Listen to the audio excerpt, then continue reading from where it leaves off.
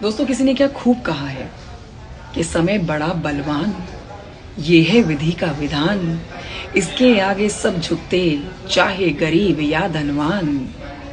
और इसीलिए कहा जाता है कि समय की कीमत को हम सबको समझना चाहिए।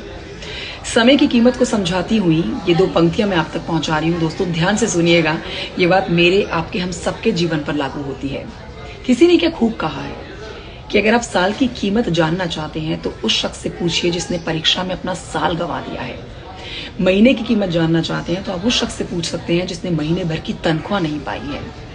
हफ्ते की कीमत आप जानना चाहते हैं तो उस शख्स से पूछिए जिसने हफ्ता भर अस्पताल में बिताया है। रोटी की कीमत जानना चाहते हैं तो आप उस शख्स से बात कर सकते हैं जिसने दिन भर में एक भी रोटी नहीं खाई है। घंटे की कीमत आप जानना चाहते हैं तो उस शख्स से पूछ सकते हैं जिसने किसी का घंटों इंतजार किया है। मिनट की कीमत आपको वो शख्स बताएगा जिसने कुछ ही मिनटों के अंतर से ट्रेन गंवा दी है।